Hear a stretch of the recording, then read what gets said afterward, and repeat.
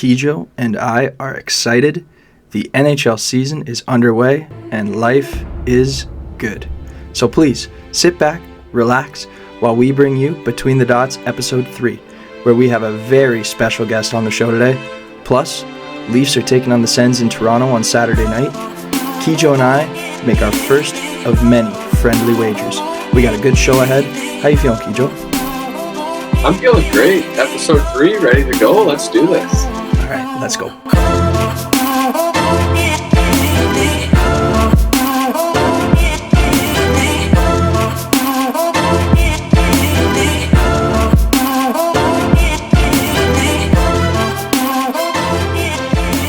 Alrighty, episode 3, all ready to go here. I think a good way to start off this episode would be with the giveaway. What do you think about that, Phelps? Let's do it. Let's jump right in. So thank you so much to those of you again who shared our episode on social media and subscribed to our YouTube channel. As always, remember to like our videos, subscribe, and follow us on social media or wherever you listen to your podcasts. With that being said, though, it's time to reward one of our lovely subscribers. All right, so we've got all the names here randomized. So to decide this contest, last week we did a spinning wheel. This week we're doing a little virtual arcade claw. That's what's going to be picking this name. I don't know if you've ever been to like Giant Tiger. When you walk in, you see those claws that have the stuffed animals, and you pay like $1 or $2 for them. You know those? Yeah, except those you can't win, and I can guarantee you right now that somebody is going to win. That's right. So we've updated this with all the names of people who have subscribed, as well as those people who missed out on the first giveaway. Once again, this is all random. Thank you everyone again for sharing our videos and subscribing to the channel. But like last week, there can only be one winner. One winner of a brand new Between the Dots hoodie, your choice of color. So let's do this thing. So what we're doing this week is it's a little claw here. It's going to be going side to side. Kijo, you just say whenever you'd like this screen to drop, and we'll find out who our winner is. Drop it right there. Orion Kemp, a very deserving winner, that's for sure. Let's go. Wow. Congratulations, Orion. Let's go. The Dots hoodie coming your way. Let's go. Congratulations, Orion. Thanks for sharing the video. We'll be reaching out to you. If you didn't win still, thank you so much for your support. We'll be doing giveaways throughout the season as well. Probably be doing one for Christmas, other big events possibly as well. So there will be more chances to win prizes coming up in the future. But congratulations, Orion. Speaking of winning, let's see how the Sens and Leafs made out last week in our week in, week out. Alrighty, the weekend for the Leafs. So the Leafs finally put a bow on their preseason with 2 games. They played Friday night in Detroit and Saturday night at home against the Wings. They dropped the game 4-2 Friday night in Detroit. The Leafs didn't really have any regulars playing in this one. It was just, I think there was a few guys in there trying to get the last couple spots on the roster, so they wanted to see what they had in those last few guys. So yeah, Detroit did have their full lineup in, so Leafs lost that one 4-2, which is tough, but then they came home the next night, beating the Wings 5-1. Morgan Rielly and Mitch Marner both had 3 points, as well as William Nylander and Austin Matthews both had 2 goals. So good to see the Leafs big boys getting in there, getting going for sure. And was that the game Malgin had that really nice goal as well, where he totally flipped it over the D-man? That was nice. Yeah, that was a very nice goal for sure. But seeing Matthews get his 2 goals, Nylander get his 2 goals, look like they're in mid-season form. And Wednesday night everything gets going. So we also got to see who is going to be in and who's going to be out for opening night. So the Leafs opened up their season Wednesday night in Montreal. The guys on the outside looking in are Simmons, Kyle Clifford, and unfortunately Nick Robertson.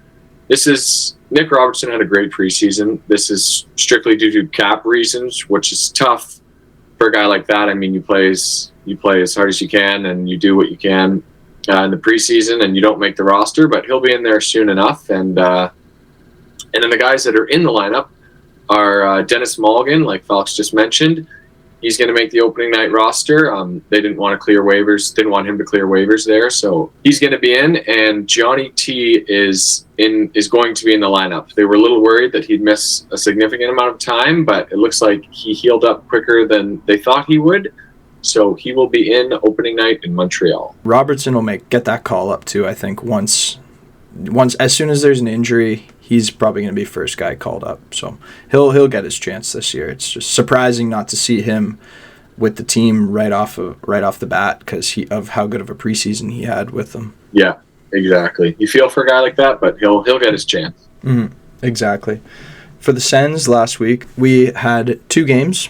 Ottawa won both those games, so we finished the preseason with a record of 5-3. The first game of Kraft Hockeyville was 6:30 p.m. on Thursday, October 6th. It was against Montreal. The result that game was a 4-3 win. In that game, Stützle had 3 points. Giroux had a goal. Just a solid night all around for the team. Then Sens ended up playing their second game last week at 7:30 p.m. on Saturday, October 8th versus Montreal. And the result in that game was a 3-2 overtime win. Batherson had 2 points that night, including the game winner.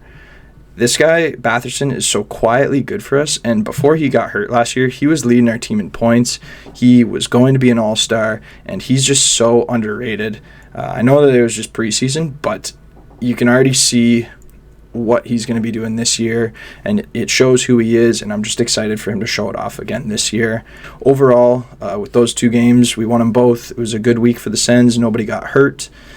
Guys developed more chemistry with each other, and yeah, we won the last 2 games against the Habs in preseason, so kudos to the guys there for getting that done. There was also, believe it or not, a regular season game that happened on Friday as well as Saturday, the NHL Global Series, so not Sens related, but it was the Nashville Predators and the San Jose Sharks who played in Prague. They were the first 2 games of the NHL regular season. Which can we just can I stop you right there for a second? Yeah. I had no idea the NHL had games starting before. This could just be me, but I don't think the NHL did a very good job of advertising that. That's literally exactly where I was going. It somehow felt like those games were not even being celebrated as the opening games of the regular season. Like TSN's season preview show aired on Monday. And there were 2 regular season games, the ones that Nashville and San Jose had in the Global Series, already played on Friday, Saturday. And then the referee the other night for the Rangers-Lightning game is out here giving a speech when he's dropping the puck as if this is the first NHL game of the season. And yeah, like you said, just an awful job of marketing. And even myself, I had no idea about it till the day before. And it was just... It's such a cool event too. Guys going over to their home countries. It's just a missed opportunity. And I don't know if it had to do with the lack of marketing, had to do with the fact there's still preseason games going on, if that took away from it. But I feel like those 2 games could have just been moved to Monday, Tuesday this week, and it would have been more watched or something. Another thing, not Sens related, but worth mentioning today, Buffalo locked up Matthias Samuelsson to a 7-year, $30 million contract, which has an annual average value of $4.28 million. And I literally had to look up who the heck this guy was, but he was drafted 32nd overall in 2018. And I get what Buffalo's trying to do, lock a guy up before he is deserving of the big money, and you're playing off his potential. But this guy has 54 games played, and he does not have a goal scored yet.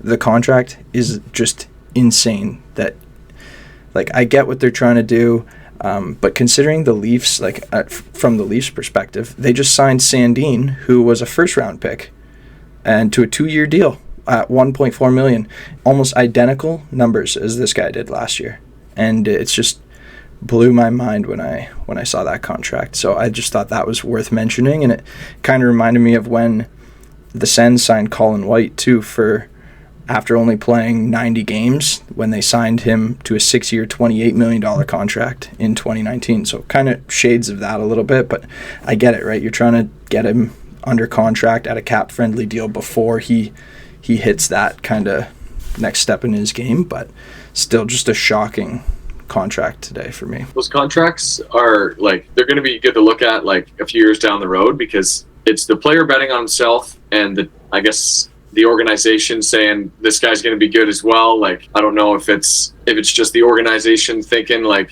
yeah, like I said, like this guy's going to be really good, so let's give him his money now and hopefully we get a good deal down the road. But then for the player, it's like, okay, I know I can get this money right away. Like, let's just sign the contract so I know I'm financially stable, obviously, for that good amount of time. But it's those are definitely funny to see, because they don't happen too often when you see guys like, sorry, who was that? When those guys sign, it's like Jeff O'Neill, professional hockey analyst for TSN Overdrive, was literally saying today how he had to look up who that guy was. And when I saw it, I said the same thing. I was like, $30 million contract over 7 years. That is huge for a guy who has 54 games played and not a single goal yet. And he only played 40 games last year.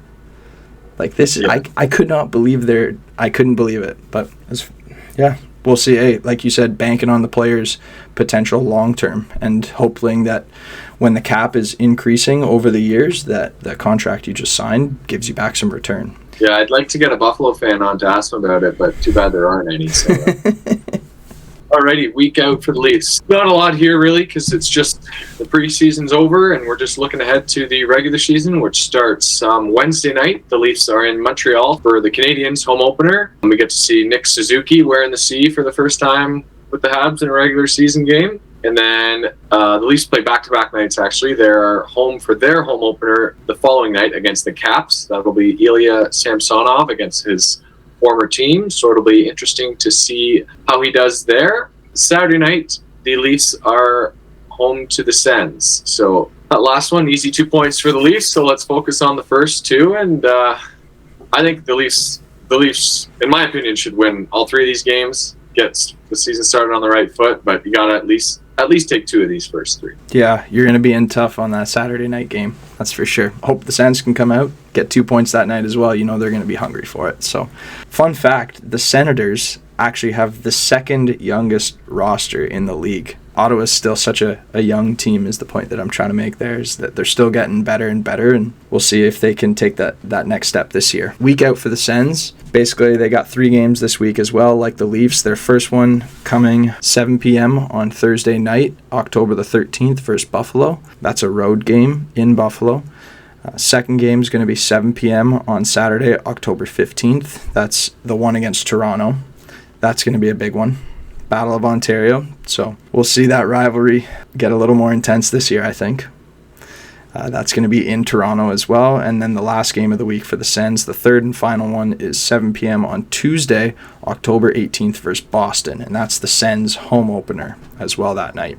So all three of these games are huge games for the Sens and getting off to the right foot this year. All three of those teams are in the Atlantic Division. All these are teams that you're going to be fighting with in the playoffs for. So if you're making playoffs, these are teams you're going to be facing. And if they're either way, you're fighting with those teams for positioning to make the playoffs. So it'd be nice to start off on the right foot and win 2 out of those 3 games and really show the league what this offense is all about. What I personally have been hyping all preseason, and show everyone that the hype behind this offense is real, that these top 6 forwards are elite, that they're all taking the step forward, and that they're going to make a difference and help us get into the playoffs this year. So that's it for the week in, week out. DJ Smith, head coach of the Ottawa Senators, said today that he's planning to start Stützle as the centerman between Tkachuk and Batherson, and Norris as the center between DeBrincat and Giroux, which has kind of been different from what's been happening all preseason. I like that he's kept DeBrincat and Giroux together. They've really gelled so far. So, yeah, I'm excited for that home game for the Sens on Tuesday. If they're home opener, so they'll be excited, obviously, for that. But if they come out and they can show their fans, like they got a good team like Boston coming in, they come out and they win that game, I think that'll do a lot for them moving forward in terms of like showing their fans that we just beat the Bruins on our home opener. Like, we're going to be doing this hopefully all season, be beating these good teams. So I think obviously the road games are important, but the home game Tuesday night for them is very important in my opinion. Yeah, so I'm pumped for all 3 of these games. The season opener, Then you get the Leafs, Battle of Ontario, and then you get the home opener. So it's going to be a great week. Hockey's back, so it's nice to see. Battle of Ontario on a Saturday night in Toronto. Yep. Doesn't get much better than that. Nope. Only if it was in Ottawa. So there'd probably be as many Leafs fans, though, as there are Sens fans in the building. So. Oh, yeah. Alrighty, so that's the end of our week in, week out segment. We are now very excited to welcome our first ever special guest on the podcast. He has an in-depth understanding about the fundamentals of hockey and how winning is driven in the NHL. He is a data auditor at Stathletes and a friend of the show, ladies and gentlemen, Rory Keefe. Welcome to the show, Rory. Thank you, fellas. Thanks for having me on. It's a pleasure. Awesome. Yeah, so Rory, you work at a company called Stathletes. Could you just tell us a little bit about what Stathletes is? Yeah, so essentially, company founded in 2010. And yeah, so essentially what we do is gather analytics for hockey, not just NHL, but multiple junior leagues around the world. And essentially what we do is track essentially every touch of the puck and collect all the data surrounding that. So just to give you guys a little bit of an idea of what that means. So every touch of the puck, so any possession gain, or think of a shot attempt or a pass attempt, chipping the puck out of the zone, any sort of action on the puck you could think of, we're collecting that. And then our analysts essentially are asked to sort of elaborate on that situation. So what else is happening? Sort of refining what the situation is around that puck touch. So is there pressure on the player when he's performing that action, for example? So it's definitely a slow process tracking games, but you're definitely watching the game in a different light afterwards. That's for sure. I was just thinking about that. When you said it's a slow process, how long does it take you to do a game? Oh, for our experienced and veteran crew, it can take 8 to 9 hours to do a full game. For eventers that are starting out, if they've been on the job for a couple weeks, it could take them 20 in the 20s for hours to complete a full game. Wow. Speaking of that, there's thousands of events that are tracked in a single game. Yeah. Do you have a favorite stat that you kind of look at when it comes to the analytics of a team or players? An interesting one that I've come to like in my time as Stathletes has probably been the zone entries and zone exits. It's just seeing who's driving that play and who's pressuring that play up ice, and from a defenseman's perspective, who's making those breakout passes or creating that zone exit and not causing those turnovers. And then leading to our teams are they driving the net off the rush, sort of situations like that. My favorite analytical stat, the goals saved above expected. I find that one kind of telling for a goalie as well. No, for sure. Think of Thatcher Demko against Vegas a few years ago in the playoffs, right? And his saves above expected were insane, but you watching that series, you could see the Vegas players just looking at the skies after every shot because they just couldn't figure them out. What made you want to get into this? Because it sounds really interesting, everything you're telling us.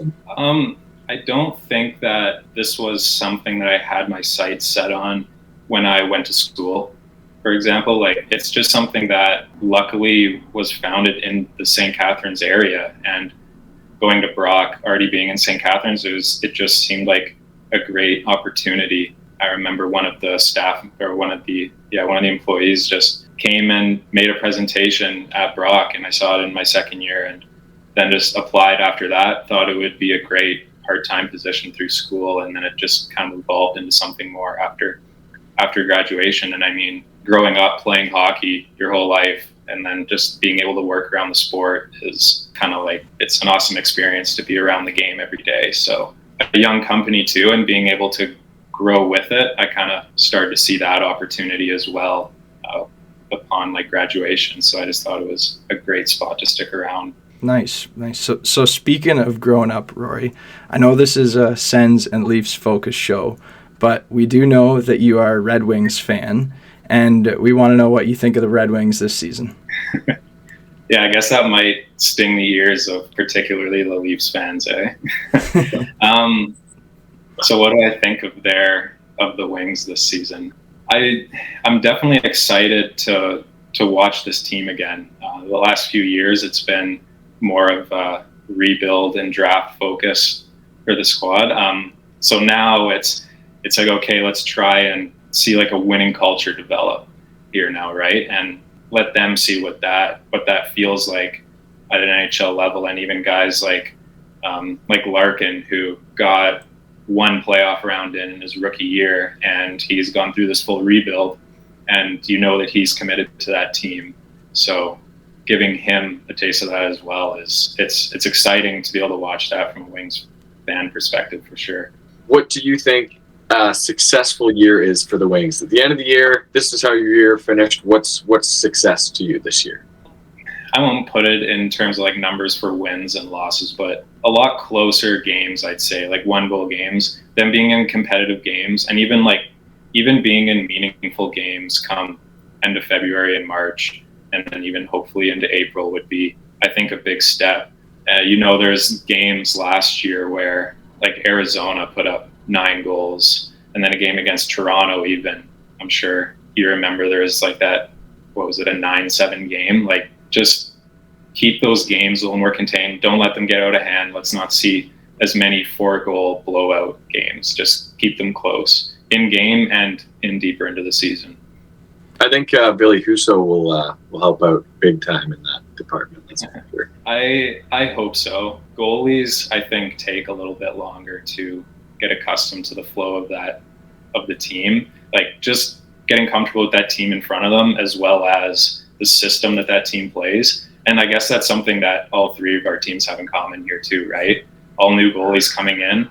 So I'm not going to be as hopeful on him at the start of the season. I think that Nedeljkovic will slowly sort of take over the majority of the starts, but just because I expect Husso to take some time to get accustomed, especially coming from a more defensive-oriented team in St. Louis, he's going to definitely have a bit of a rude awakening with the shot attempts he's going to be facing, both in like amount and the quality of those shots in Detroit. So Sens and Wings are kind of in similar situations as well in terms of their rebuild, and also kind of in terms of what they did this past offseason, signing a bunch of guys. So like the Wings, they signed forwards Andrew Kopp, David Perron, Kubalik, defenseman Olli Maatta, and Ben Chiarot. They brought in Husso, like we were saying. So out of those guys, Roy, do you have one that you're most excited to see? I think I'm excited to see how Chiarot fits in with Seider, because he's slotted in and played with like top pairing defensemen before, whether that was with Byfuglien in Winnipeg or with Weber in Montreal. Like, he's never been the guy, but he's supported the defenseman on that team pretty well. Mm-hmm. And so, Seider's looking to build on his rookie campaign last year, which is awesome. Exactly. And he played with Danny DeKeyser the majority of last year, and Jordan Osterley, and neither of them are exactly. So I'm excited to see what confidence that instills in him, and as well, like Andrew Kopp just giving that center depth that Detroit's been lacking. Yeah, he went for a good playoff run last year with the Rangers too. He was good. Yeah, and he's a good like grinder type player. So I always appreciate guys like that. And if Larkin goes out before Kopp was signed, like who was playing that 1C role, it would have been like Pius Suter last year, which is not the greatest option. So it gives a little bit more stability and depth there as for well. Sure. Stevie Y knows what he's doing. Lots of confidence in him, that's for sure. Yeah. Roy, I got to ask you, I'm also curious as to the story of how you became a Wings fan. Honestly, that one's a mystery. I couldn't even tell you myself. I think that just being born in 96, that's when the Wings were at their peak, really. So I think that it was just supplanted in me and in my brain that they were a good team, and I wanted to follow them, being able to watch them probably more often on TV in the playoffs, I guess. And like I don't ever remember a time where I just decided that I was going to be a Red Wings fan. I I have a little jersey hung up in my room back home where it fits a 3-year-old. So I've kind of I've always been following the Wings for whatever reason. I couldn't really tell you. Born and bred. I see. Yeah, exactly. Nice. Good stuff.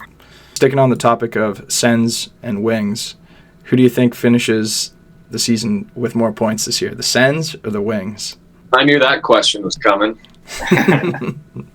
Yeah, they're on such a similar trajectory, right? And then they both make significant moves in the offseason. It's like they're definitely battling.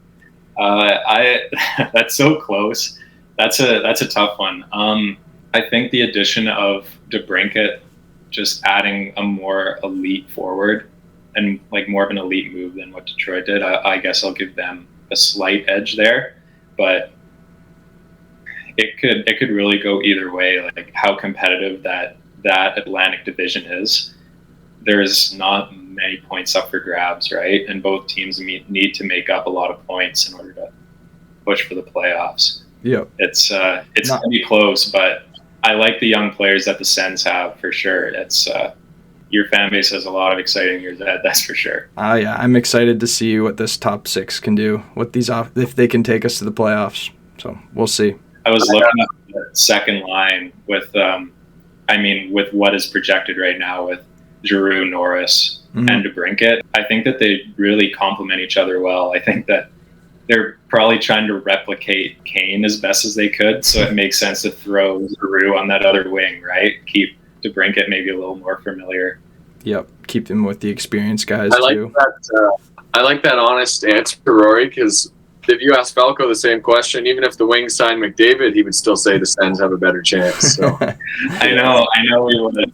Just wait. After listening to it's definitely bold thinking that the Sens make the playoffs, in my opinion. So you're on the side that they're missing. Hey, I can't wait for this top 6 to go crazy and score at will against teams, because that's what I think they're going to be.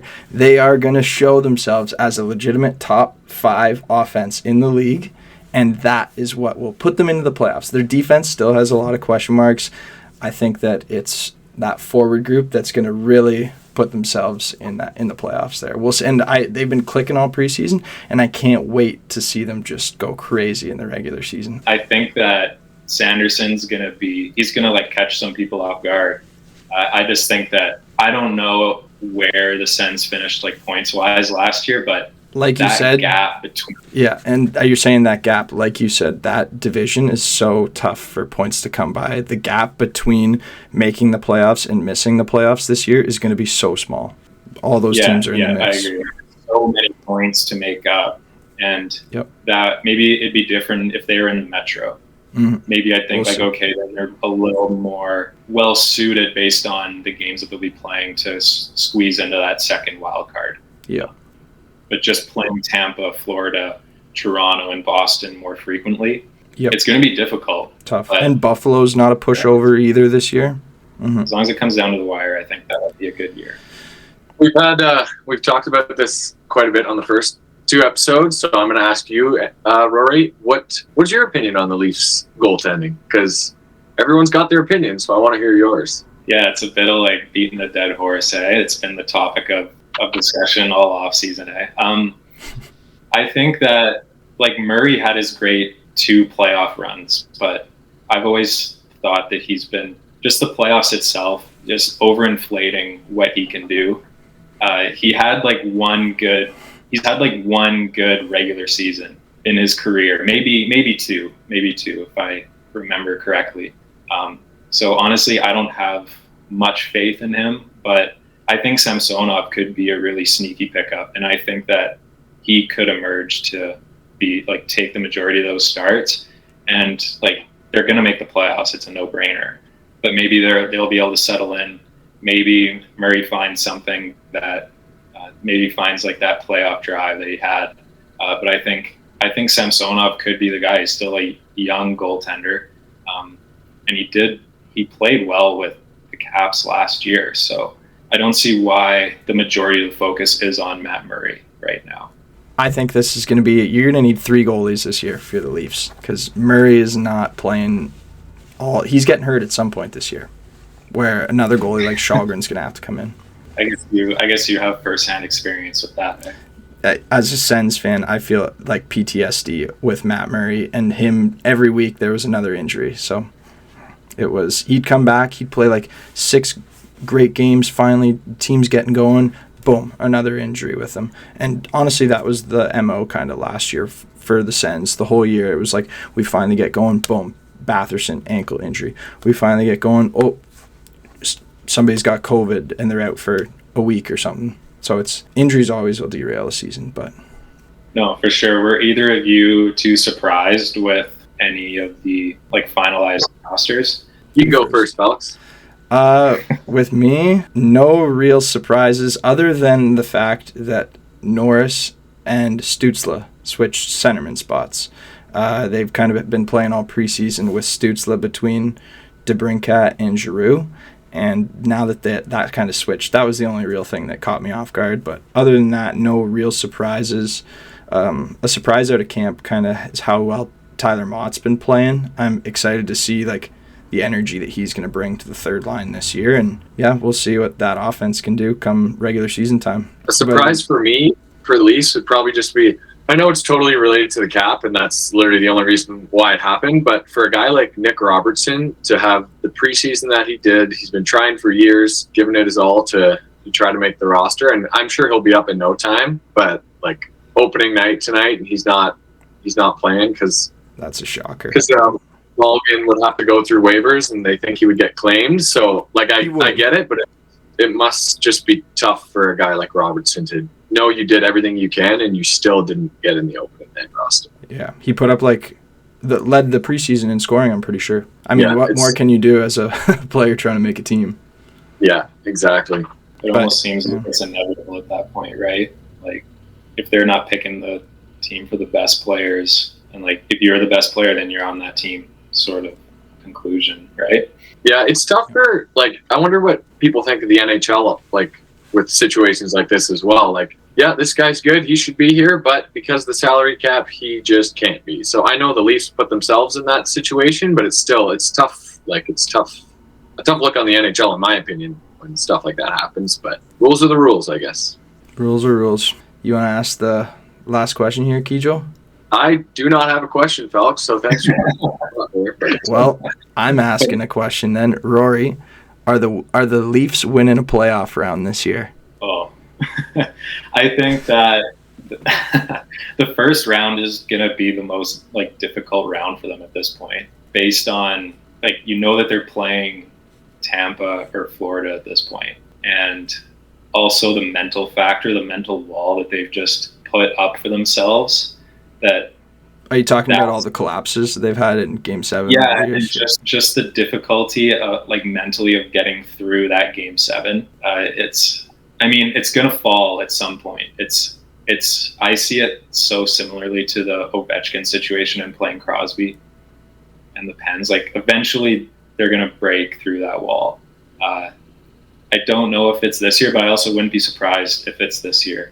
And they've finally had enough, and they just overcome like Vasilevsky or like the pressure of Florida. I don't know, but I overcome the demons, I think, is the word you're looking for. Yeah, that's what I was trying to get at there. I don't know. It's tough to say. It's tough to say either way. I chalk it up to like a 50-50 at this point. Yeah, if it gets chalked up to goaltending, they're not making it by. So we'll see. Falco's really a hater of the Leafs goaltending. You bet he is. You bet. Hey, I hope those guys prove me wrong. I want the best for them, but at the same time, I just don't think it's going to happen. So we'll see. Yeah, you made that very clear. I agree. I want to see them do well. Yeah. I'm not like this low-key Leafs hater, even though I want to see the Canadian teams do well, for sure.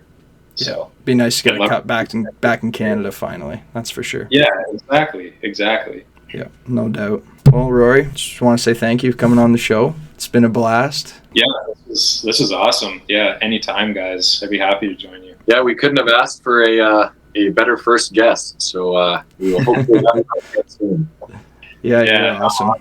Thank you for your insights and thank you, Roy. Yeah, no problem. I'll watch more Sens games and Leafs games just in case. Yeah, we'll be competing against each other, so you better be keeping a close eye on us. Yeah. Awesome. So if you want to learn more about Stathletes, which is the place Roy works at, you can head over to their website, www.stathletes.com. Roy, thank you again, big time, for coming on the show. Friend of the show. Thank you very much, Roy. Yeah, that was awesome to get some insight from Rory. He's got a very interesting job, as he pointed out to us, and what they do is, it's crazy because you think it would be a lot of fun, but a lot of like hard work too, long hours for him. So that was an awesome first guest to have on. Yeah, I loved the insights he provided and just the perspectives he brought about the game of hockey. It's cool hearing somebody who works with the analytics every day and hearing their perspectives on things. So thank you again, Roy, for coming in. That was awesome. Now we're going to head on over to our next segment. This is another brand new segment, one that's going to be a ton of fun for us. This segment is called Friendly Wager. So in this segment, like I said, one we're very excited for. So what this is, basically it's going to be a bet or a friendly wager between Kijo and I, where the loser of the wager has to do some sort of punishment. Friendly wagers could happen anytime the Sens and Leafs play each other, could happen for big events at the trade deadline. It could really be for whatever. So this is the first friendly wager we're going to do this year. It's going to be a lot of fun. This one involves the Ottawa Senators and the Toronto Maple Leafs on Saturday night. So obviously I'm taking the Leafs to beat the Sens on Saturday night at home, and if they do win, I could not think of a better punishment than to see Falks wear a beautiful blue and white Leafs jersey on episode 4 of Between the Dots. Oh, that is just greasy. I might spontaneously combust if I put that on, but it's a good thing I won't have to, because the Sens are going to win, and when the Sens win, you are going to get yourself a beautiful Ottawa Senators poster and hang it up behind you in your room for the remainder of this year. That's tough. Right here it's going? Does that look good? That would be great, yeah. Or you can put it right above your head in your bedroom when you sleep, so that way when you're looking up, you're always looking at it. That would be really nice too. That's just easy nightmares with that. Can't be doing. Yeah, so stay tuned. Keep a close eye on that Saturday night game, because the winner of that is going to have their first punishment of the year coming their way, and we're going to do more of these friendly wagers, and yeah, it's going to be a lot of fun.